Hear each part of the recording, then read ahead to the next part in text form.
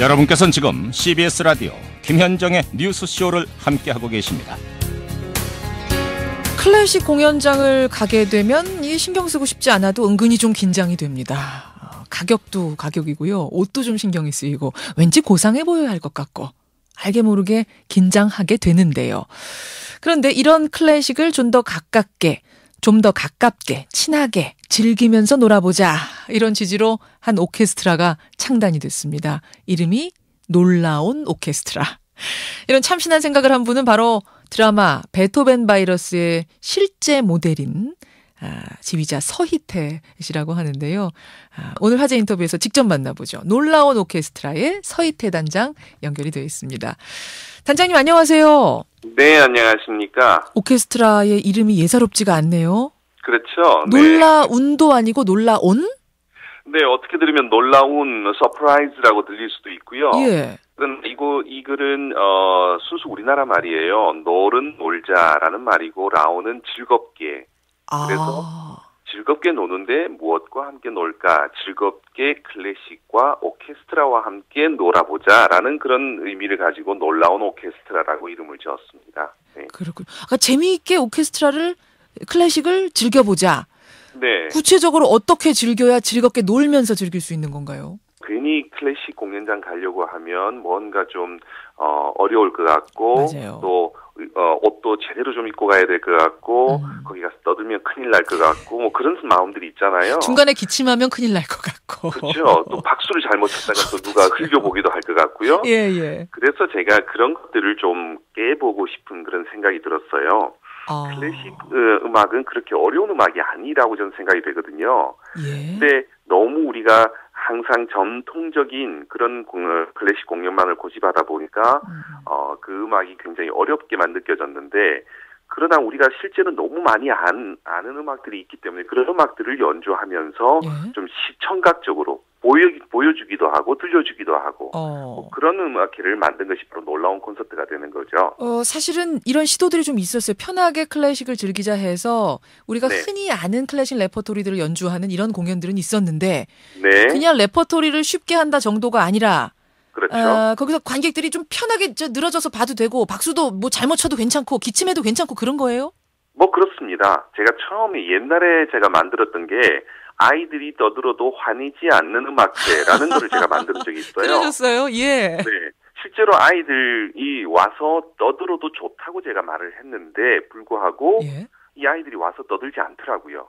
아. 왜 그랬냐면은 그게 시각적인 것이 같이 첨가가 되니까 아이들이 그 볼거리에 매료가 되어가지고 같이 음악도 듣고 되려 엄마들이 조용하라고 하지 않아도 아이들이 조용하더라고요. 알아서 조용한, 재미있으니까 그렇죠. 알아서 조용한. 그렇죠. 관객과 아이 컨택도 하고 단원들이 어떨 때는 춤도 춰요. 단원들이 일어나서 바이올린 연주하다 갑자기 일어나서 춤을 춰요? 그럴 수도 있습니다. 네. 단원들이 처음에는 굉장히 힘들어 하셨어요. 왜 우리가 움직여야 되는지도 잘 이해를 못 하셨고 왜 우리가 드레스를 입어야 되는지도 이해를 못 하시고 안 하겠다고 그러셨어요. 그럴 수 있겠네요. 그럴 수 제가 있겠어요. 점점 이렇게 시도를 한 곡, 두 곡 이제 콘서트 안에 집어넣어서 조금씩 다르게 연출한 곡들을 한두 곡씩 연주를 하면서 그 반응을 보더니 예? 이제는 우리 단원들이 즐겨서 해요. 이제는 조금 더 하면 안 되겠냐고 더 뭐 하면 그런 얘기까지 나오고 있어요. 단원들도 깨지고 관객들도 그 편견에서 깨고 그렇습니다. 변화가 생긴 거군요. 그 공연장에 가면은 뭐 스마트폰을 꺼내서 촬영을 한다 이거 있을 수가 없는 일이죠. 클래식 공연장에서 촬영을 한다고요? 네, 저희는 마지막에 휴대폰을 다 꺼내서 다 촬영을 하라고 할 거예요. 포토타임이 스마트폰 있습니까? 시대에 가장 어울리는 공연 아닐까요? 그래서. 많이 깨시네요. 그냥 깨는 네. 정도가 아니라. 근데 제가 이 공연을 만들면서 정말 가지고 있는 세 가지 신조가 있어요. 뭔가요? 그 신조는 첫 번째는 음악적 완성도는 항상 최고를 지향합니다. 사실은 저는 그 부분을 지금 질문 드리려고 했어요. 근데 너무 네. 이게 시각적인 부분, 외적인 부분에 집중하다 보면 좀 네. 음악적으로는 떨어지는 것 아니냐라는 평가가 나올 수도 있지 않겠느냐? 그러니까 정말 심혈을 들여서 지금 편곡을 진행을 계속 하고 있고요. 아하. 그래서 정말 최고의 음악을 들려드릴 거고요. 두 번째는 예? 오케스트라와 관객이 함께 연주하는 한마당을 연출하려고 합니다. 관객이 관객석을 박차고 나와서 연주를 해요?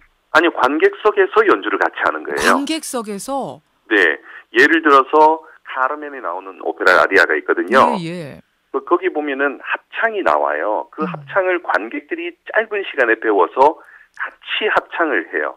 아, 그렇군요. 그러니까 듣고 보니까 이게 뭐 장난스러운 한때 이벤트가 아니고 클래식의 개념 자체를 바꿔보자는 굉장히 진정성 있는 시도네요.